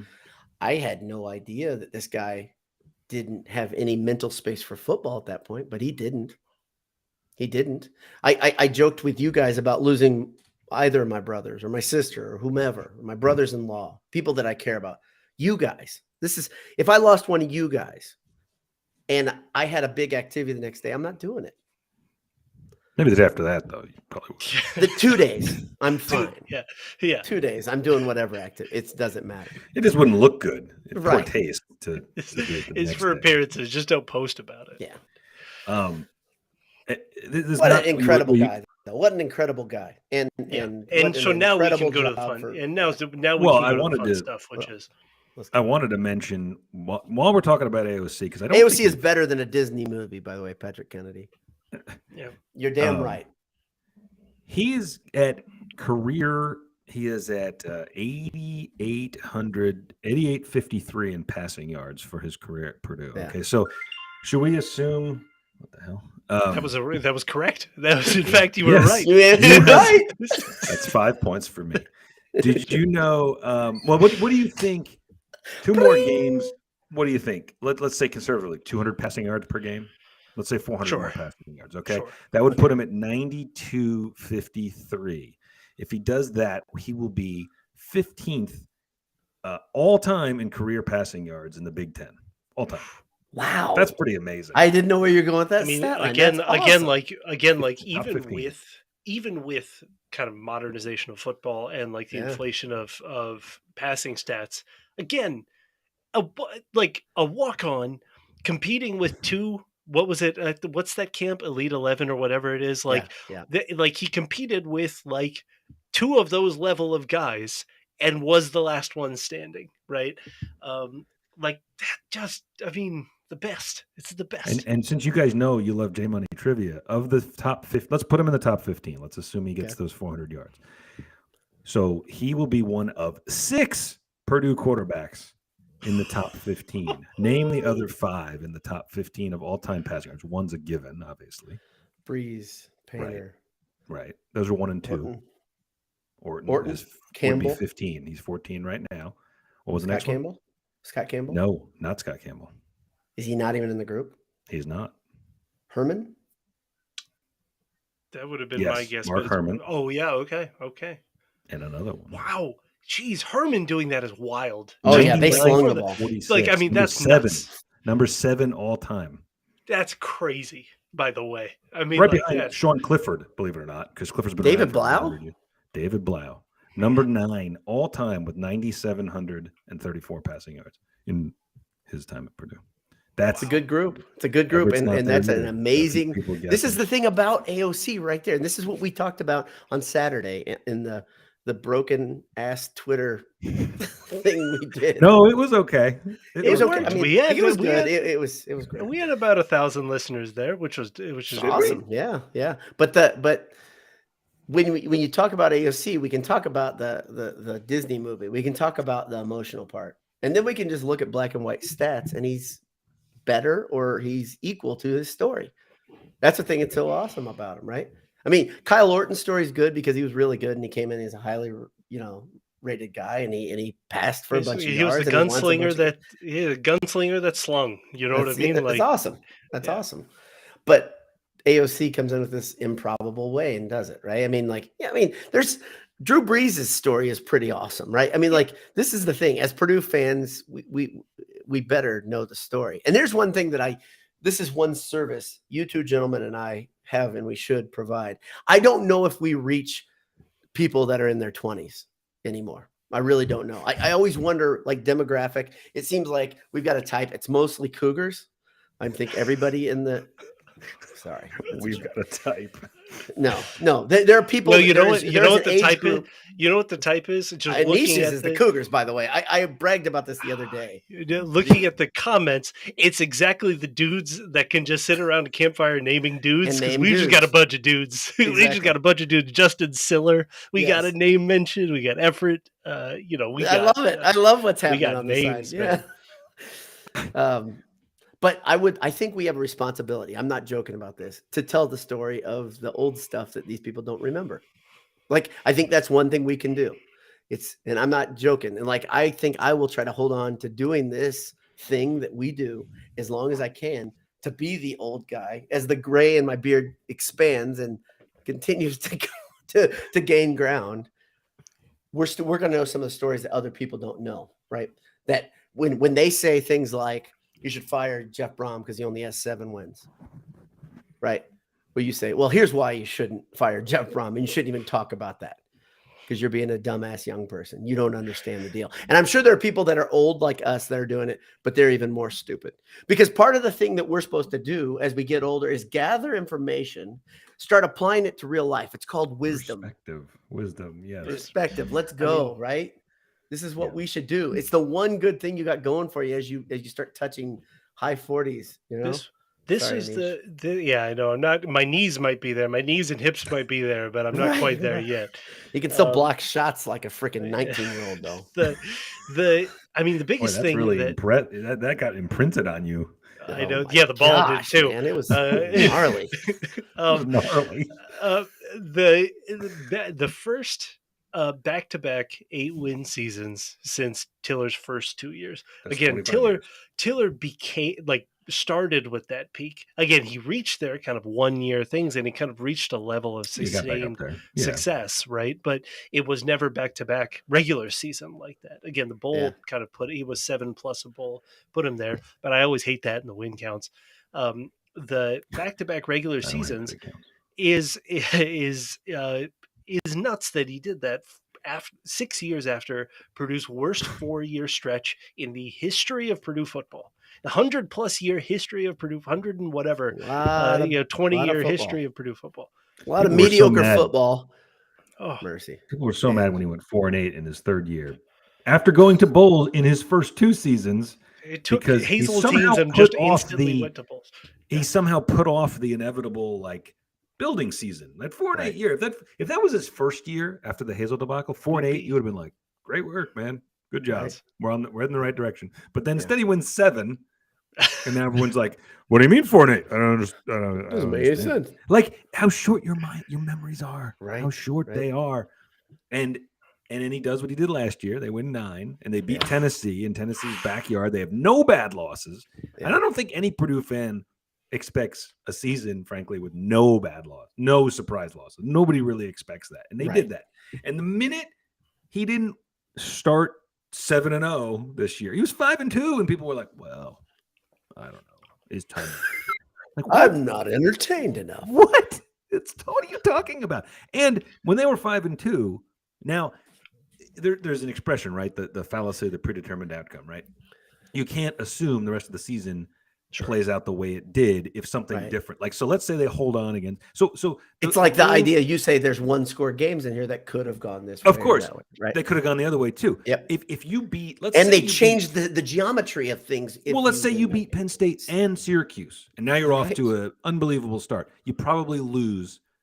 You probably lose at Minnesota. I thought you were going to say they probably win the national championship. They probably win the national championship. Yeah. No, but I'm saying I think you can't really play that game. But it is fair to say that there's at least 2 games in there they very easily could have flipped. And I said, I was talking to my son about this. I said, anybody who's acting like, oh, Purdue against Michigan, blah blah. Let's say those 2 were flipped, just for purposes of some fun talk, and Purdue's 10-2.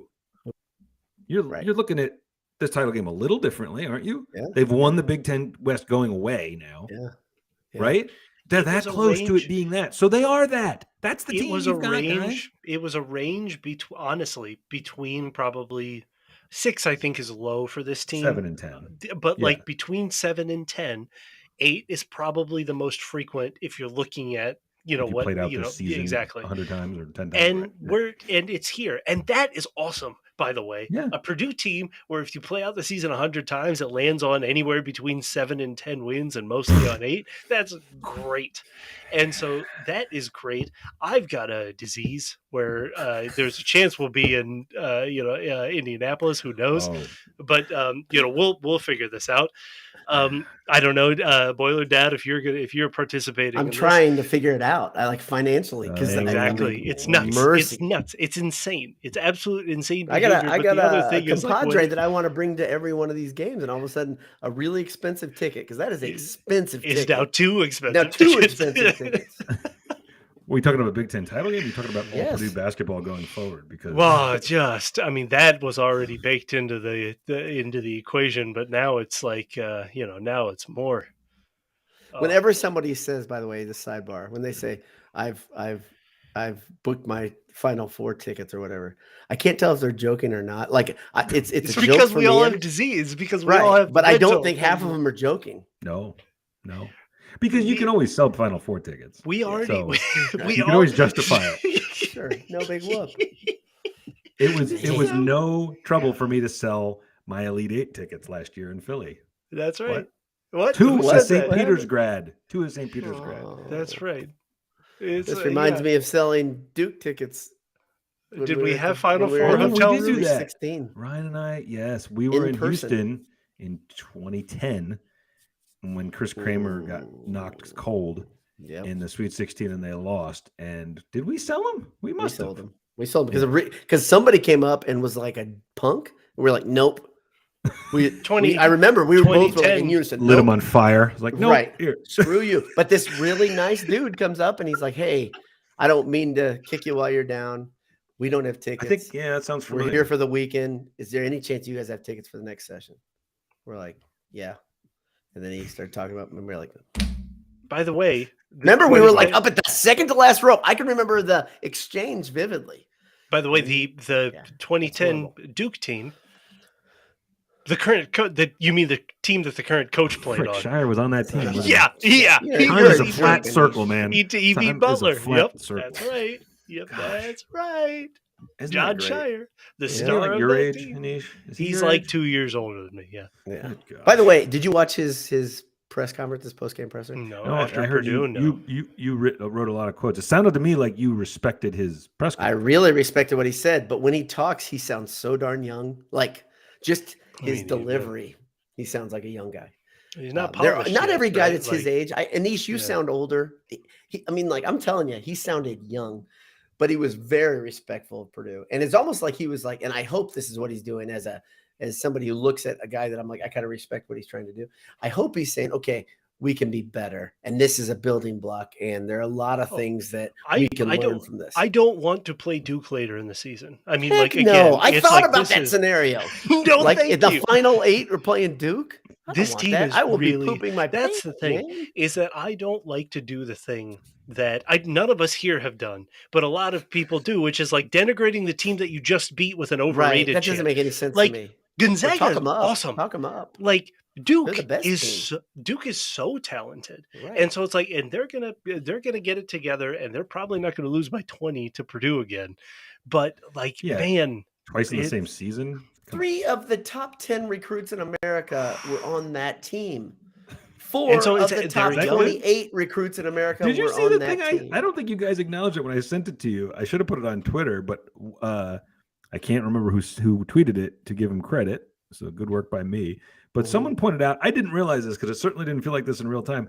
They scored 1 point in the final 9 minutes of the game and nothing after amazing. 7 minutes to go. Zach Edey has turned into a shot blocking machine, like a defensive machine. Yep. I mean, like, and Caleb First is, I mean, like the backup center, like First and Trey Kaufman-Renn are the backup. Caleb First likes to block 3-pointers. Why am I so amused by First switching to number 1? That just tickles me. It's like silly. Paul George switching to PG-13. He changed his number to 13. Just leave It's like something a kid would do, which is fun. It's fun and it's a little. Is that silly. why he did it? Because that is funny. It's the brand. You got First to. You're one.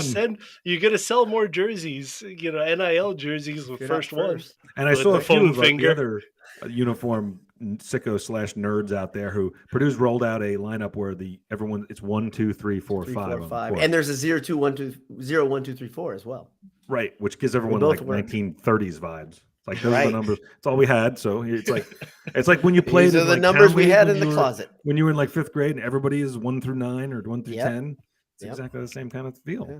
Very retro. Hey, can I? I want to get some. Fanola just wants to. We already hit Nebraska thoughts. Sorry, Did you? Dave. We Did you talk did. We about- started this out Okay. Oh, yeah. with Nebraska, but J Money, we're running an ISO for you right now. No. Nebraska thoughts.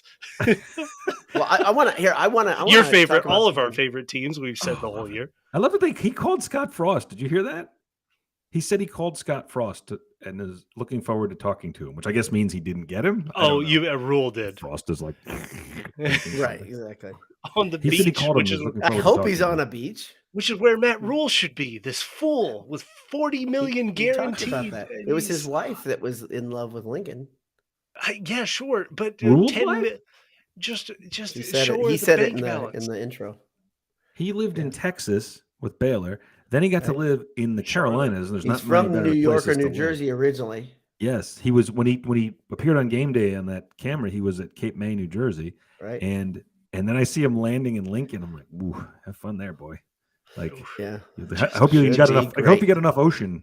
I hope you Take saw the ocean. It's a $40 great view. million Well, the and land's just so disappear. flat from there, you can actually see the look. You can see the ocean from there. That's good to know. Yeah, I mean, for that price, I guess it's fine. But man, that's So let me ask you guys a question, okay? Because this is what I wanted to. This is kind of one of my big overarching themes. What is this Purdue football team defined by? I mean, the three things I'll remember from the team Mhm. are AOC. Just in general, it's Okay. kind of like I would say the peak of AOC's story was the Tennessee game, but it's kind of Okay. like the culmination of it, right? Right? Charlie Jones, just like I mean, what a talk about dudes that you're just going to bring up 97 receptions, around a by the way. campfire. 3 away Yeah. from 100. Jeez, 97, And then- 1,200 yards, I think. I think Right. those are. So the let's two. say AOC, and then you've got Jones. I'll say / Maccabee, as Joe So Inslee says. the other thing I was going to say it was Maccabee, but Mhm. I don't think we're going to remember Maccabee for this season. Oh, I love I think that. I I mean, love what like, you're saying. That's the thing is like, Let's go. Feed me more. oh gosh, Nom, he's nom, nom, so good, man. He's so His good. that last cut on that touchdown run Oh. against IU. Oh. His last cut is so awesome because it's almost like every time he cuts, it's a little like a cartoon where he cuts and his legs are still going that way somehow, and he's already gone that way. I worry about his knees It's- when I see that, but yes. It's honestly, living again, I don't take this name in vain, but it's Rondell Morian. I mean, like that level of athleticism. Rondell, when he Oof. did that like leg up, It's and the, then the guy would kind of He did and what you're we call about to a hit high it. step, which I'm told Bang. is easy to Would they throw a flag penalty that? flag. Yeah, would they So, flag that? I don't it's know. interesting you ask what this team, for. You know what that made me think about? It made me think about Brahm's press conference when he was Mhm. asked about Purdue basketball, and he started giving. How awesome is it that he's a Purdue basketball fan? Well, I was thinking the same thing. Remember, we saw him. I don't know if you Yes. saw him. We saw His him in Louisville boy in and 19. Tater's boy.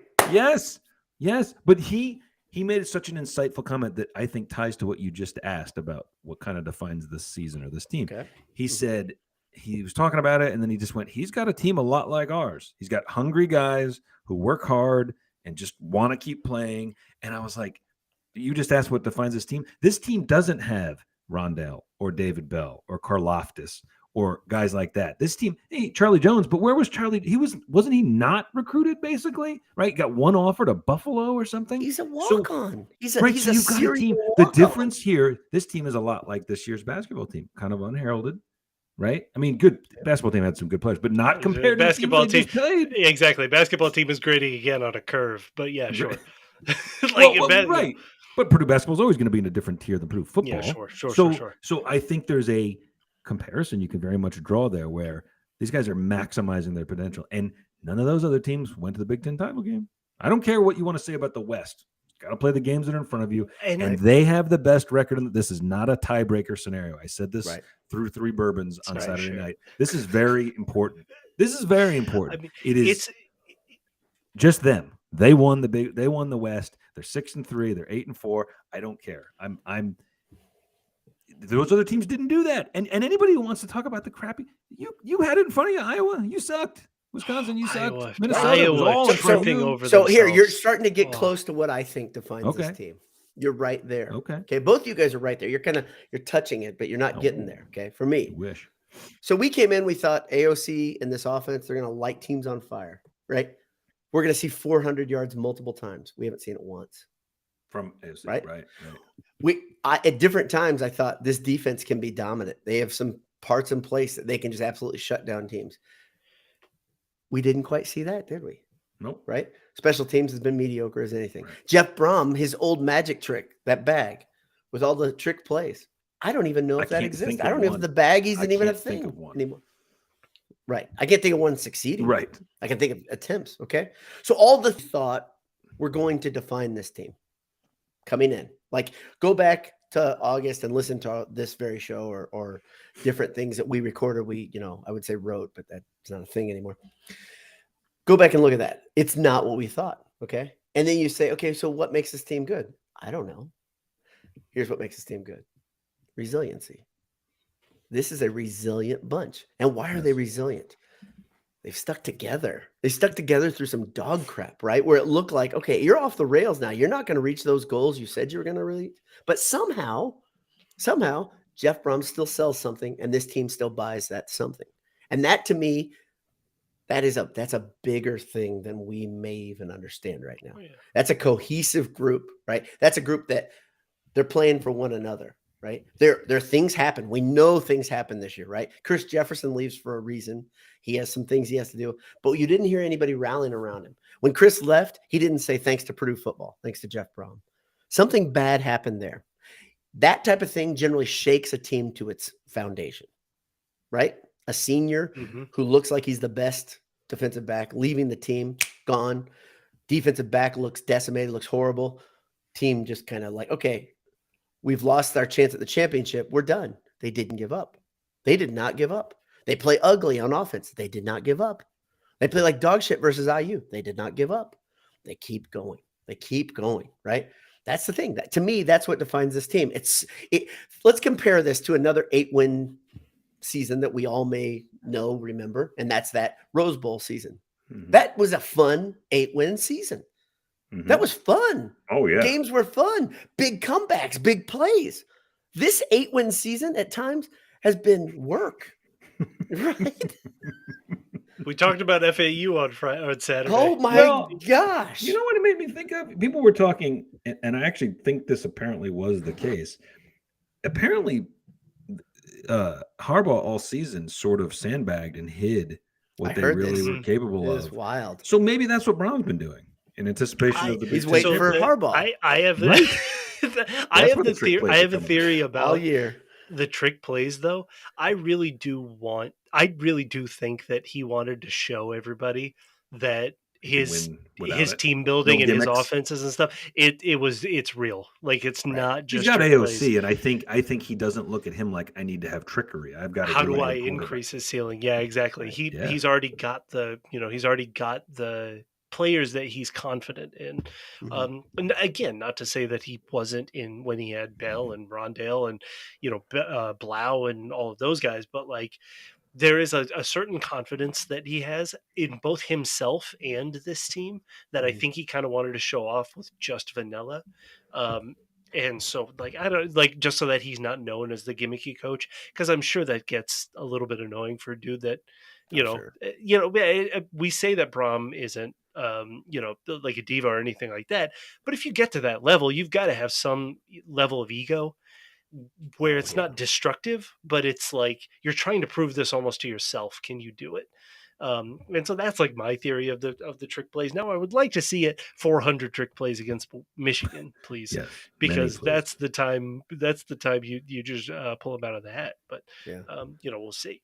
If any of you guys who are watching, I know the two that are here in this room have seen it, but if any of you guys in the margin, the girls in the margin haven't seen it, there is a video of Jeff Braum dancing with his daughter on TikTok. And it's like, what, 4 seconds long, 3 seconds long, and it's sped up and it's silly, but it's another glimpse into this Jeff Braum that doesn't like to be in public very often. The Jeff Braum that cries in press conferences, the Jeff Braum that complains about officials, and the Jeff Braum that dances with his daughter in the entry of their house. Hey man, This guy is a the good things you'll do dude. for your daughter. The things you'll do for your daughter. Dads will like, all right, I'll do it. Yep. And like I think Jay, you said it. This is why we love this guy, right? And we thought we couldn't like him more. I want to know more of this dude. So we're going back to like last year's basketball team. It was the most fun offense that I have like ever. It's the most fun I've had watching Purdue offense, period. I think it'll be the best offense that Matt Painter will ever have. Now, the problem was the defense made the floor of the team so low, right? But the thing that we kept going back to last year was that they didn't win like the Cheez-It trophy, but they didn't win something that they could hang their hat on, right? Yeah. The now at this, like, Purdue football isn't at that same level like as basketball, where you need Big Ten titles, deep runs, and whatever, like making the tournament, making all of this, or making the championship. Yeah. But now the Braum era has both superstars that like genuine like college football superstars that we can say, not like superstars for Purdue, but like Rondale Moore, David Bell, George Karlaftis, and to an extent Charlie Jones are players that like USC and Alabama would kill to have, right? I don't think that's a USC, Alabama, Ohio State. Like, I don't think it's a Clemson. I don't think it's a stretch to say that they would love to have had those players, like college football superstars, in addition to a thing like a trophy, a banner that you can hang, an honor that is in the history books in winning, the Big Ten West. Now, 10 years from now, nobody's going to remember that this was the Big Ten West, but like that's meaningful. And the other part of this is that, we were saying that the range of Purdue was 7 to 10 wins probably this year. You play, you sim the season how many ever times. What happened was Purdue hit their median and every other team tripped. And to me, like your story of resilience is Purdue is the team that didn't trip at the end when it was there, right? Wisconsin got off to a slow start and decided they needed a change and to play for the future. Nebraska, just a disaster from Ireland on. Northwestern, disaster. Like, for America is what they went. 1-11. Gosh, darn it. I mean, and then you go Iowa, America, and Iowa had it. Like Iowa, and Illinois. Rods. Let's talk about Illinois first, because they were the ones with full control, having what we thought was the dream. If those refs wouldn't have robbed Burke, listen. You bring up Illinois. No. You bring up Illinois. We talk about how much we like Braum. Jerk. Think of again the people who maybe come down on Braum and think they shouldn't. You could have that bloviating fat idiot embarrassing your. He said. Complete embarrassment of it. He lumped Purdue in there. You had Purdue at home on senior day. Couldn't get your team up. What more could you ask? By the way, that game seems like they could ask for 4 their months fans ago to to show me. up, but does that seem like it's ancient history too, or is that just absolutely? They played Penn State this year. Illinois couldn't close. That's the thing. Like, Illinois couldn't close the season. And then we get to the fraudulent Big Ten West. The fraudulent Big Ten West statues that are the Iowa Hawkeyes. At this point, there are our old friends at like Blackheart Gold Pants and all of these folks that just have openly complained about Ferentz for years now. Many years. It's like these are the kinds of like they're the poison fans of every fan he base. runs right? that university, I guess, right? But like this without they were at the point where they were saying like without all of the gross stuff, like this is the Paterno like era of like the late stage Paterno of Penn State, like where there's literally no amount of incompetence, there's no amount of non-heinous level, but in Iowa there had been some not that heinous, but like really bad should be career ending things, like multiple what should be career-ending scandals that Kirk Ferentz had just walked through. And so to me, and then it's just set up for them to not be at the low end of their range, and then they trip over themselves against Nebraska. And to me, Purdue just hits their like for the most part, Jeff Brom teams either overperform or hit their median.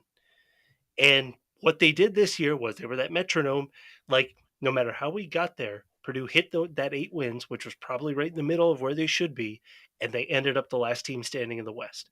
And to your point, that's that resiliency, right? And so it's like that's awesome. That's a great thing. That is a checkbox that is in the history books that you can say, that you can talk about. We can joke about it too, because the Big Ten West is a joke, and that's funny. But then you can say like, hey, like we had Jeff Brom. We didn't trip over ourselves, and we were the ones. How about this? How wild is it? 6 years ago, Jeff Brom starts at Purdue, and he hangs his hat on the fact that the gadget play is something they're going to unload on you, and it's going to terrify you. And then the next thing they've got is they're going to air it out on you, and you're going to see 500-yard games. They're just going to happen every year. They've happened, right? Mm-hmm. This year, you don't get any of that, and somehow it's not over. They win the damn division. And you've got and who's the emerging talent on the team that's probably going to be the bedrock of the team next year? A running back. A running back. Yeah, exactly. By the way, hashtag walk on you. That's it. Dude, don't worry about I absolutely love it, man. because it's almost like Boilermaker. It's almost like Cornfield Sailor. It's a put down, right? Walk on you, right? Look at what walk-ons do at this place. What the hell is a Cornfield Sailor? Is that an Indiana? Cornfield Sailor is one of the Purdue nicknames.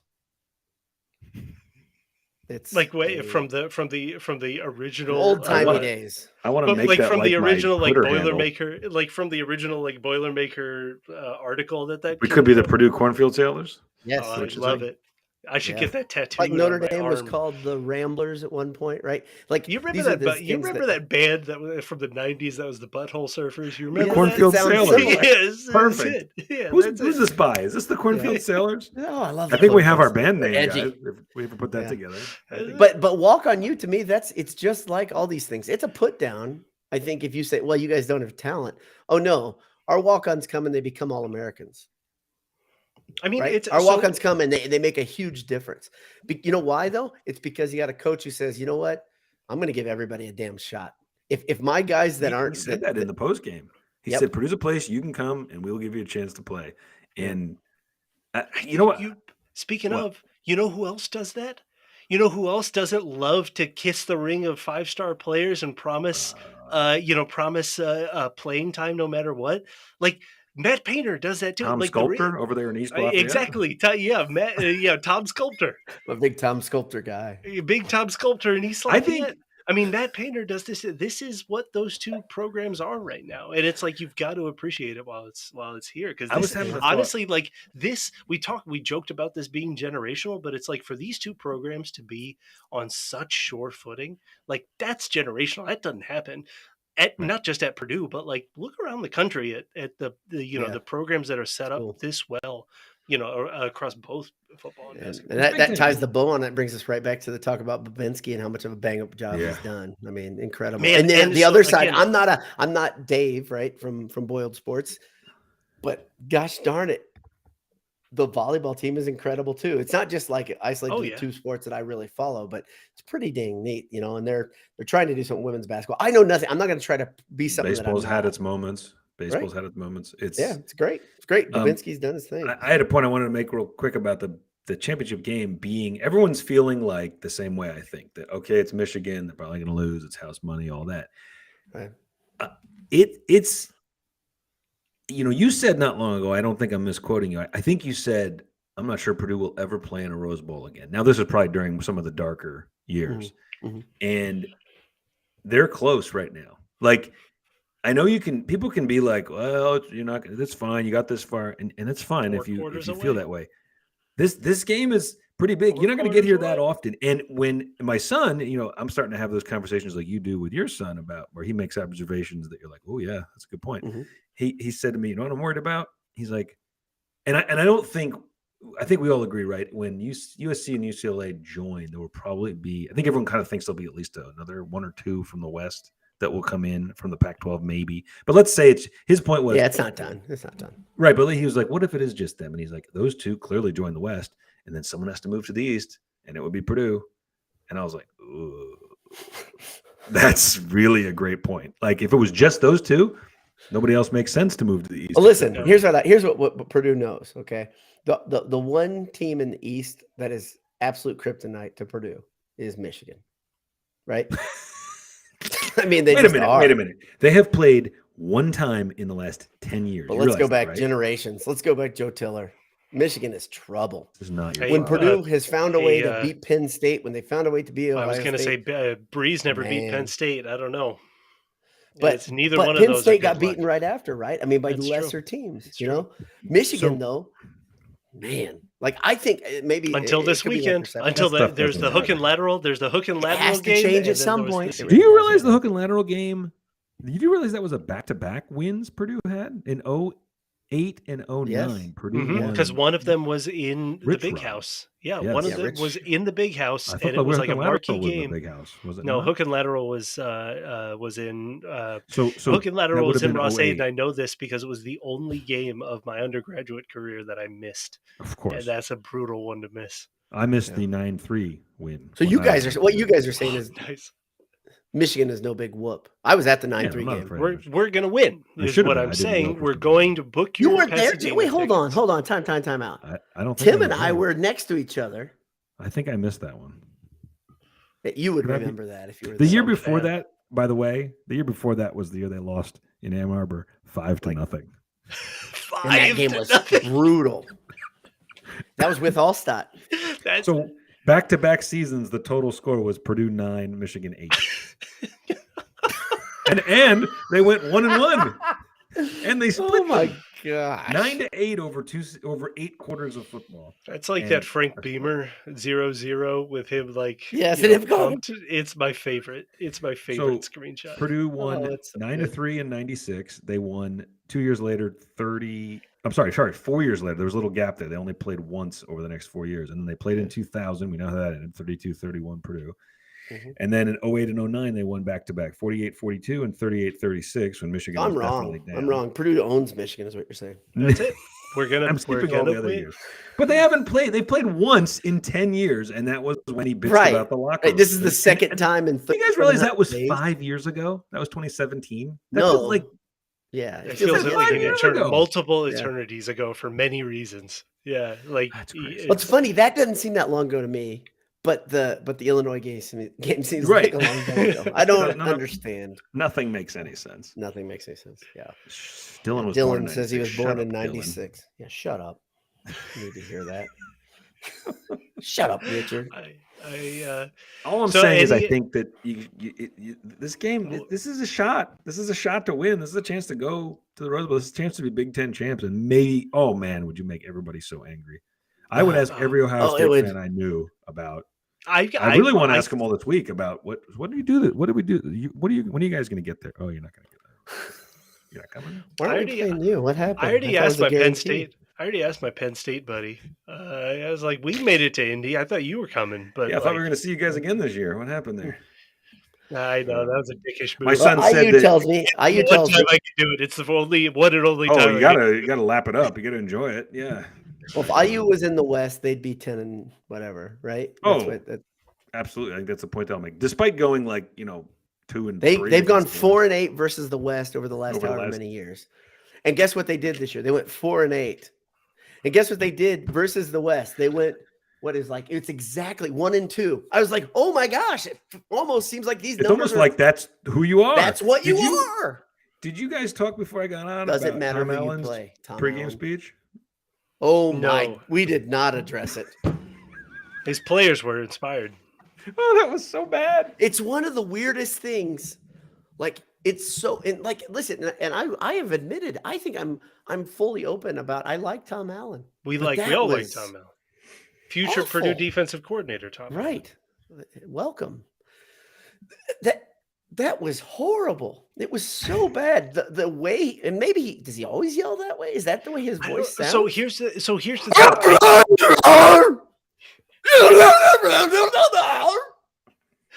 thing.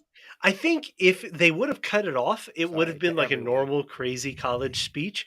The fact that they let That they pivoted to the players, they let it linger. and It the was players like were like, it was like a sketch. Oh, Like it was like totally any a one sketch. of these sketches that is like Oh. you're looking, all of the players are already, they already have their drafts of their notes app announcement on that they're Twitter? transferring, like it's just entering the transfer Wonder- portal. They already have it up.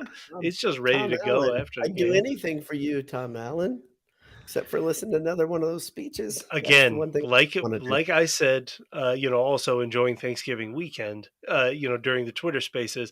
The first half had me nervous, but sure. again, They had you in the first half. Yeah. Purdue, and AOC and it all Maccabee. made too much sense that Purdue would do AOC and that. Maccabee saved it, in the second half. It was nice. And the defense, I should say, we have been saying, but like the defense stepped up in the second Defense, half. I mean, they did their job. You Like were this is the good. funny They did thing. Like it felt bad that IU carved up Purdue, right? It stopped. Obviously, we're not gonna. I mean, there's a lot of things in it. In an alternate universe, IU probably wins 65-0, and their quarterback stays healthy. Guess what? That didn't happen. I mean, it's nothing that anybody could have done. It sounds like it just didn't happen. The defense, though, to hold a team in check for a quarter to what was it? 7 points, and then they hold them to a half to 7 points. In this era, I don't care who you're playing. It's a great That's an performance. accomplishment. That's a great It's an performance. And so there are going to be we have a long off season to talk about, coaching changes, like defensive coaching changes. I think, we've already said, Jim Leonard, if you want to come to Purdue, you want to come be defensive coordinator at Purdue, we'll be happy. We'll take it. You know what they ought to Coach ask? in waiting. You can be DB coach.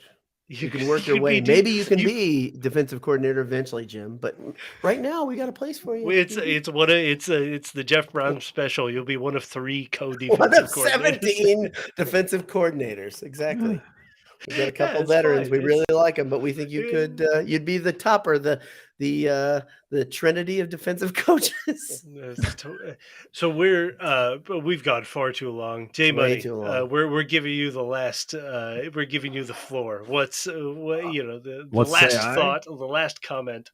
Oh, that was that was so much fun over those few days.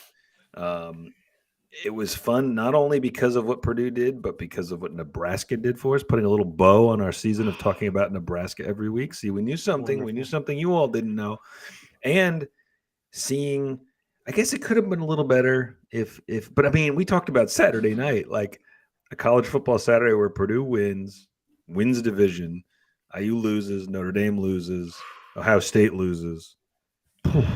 Man, that can't be it can't be much more fun than that. I'm always sad when college football regular season comes to an end, but it hasn't ended yet for Purdue. Purdue's going to be playing a game in December. Game that matters in December. We Right. got 2 more. We were joking about the 14, the 14-15 game season earlier in the year. I'm a little worried about an 8-6 record, but you know what? We're not there yet. Let's not make any assumptions. I'm fine with 9-5. Could be 10-4. It could be 10-4. It's fine. 10-4.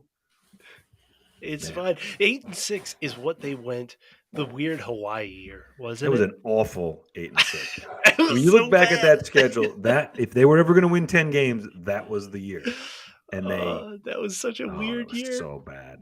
So bad. I think they lost to IU that year too, didn't they? It was IU and Hawaii at the end of the season. Weren't they like 8-3 and lost to IU and Hawaii and then their Yeah. ball game? Yeah, it's like the worst 8 wins ever. 10 Winnie-Purdue. Motor City Boiler says And 10 Windy, Winnie-Purdue. I've been trying to make that work for a while. Yeah. We're gonna get the home field guys to make the shirt just out of spite. We have to. IU has been dying to be 9 Windiana, and Purdue did it last year and might do it again this year. Well, that's enough for us. Well, here I'm gonna Apparently end it Jones had in the enough. traditional way, but I want you guys to translate it because I'm gonna end it as Tom Allen would, and you're gonna say what I mean to say. Okay? Can you guys do that? Sure. And I know we've never spoken this language before, but I bet we can do it. I'm gonna say it, then you're gonna say it, and that's gonna be the end of the show. All right. Okay? Ready? Here we go. I love you guys! Good night! Love you guys. Good night.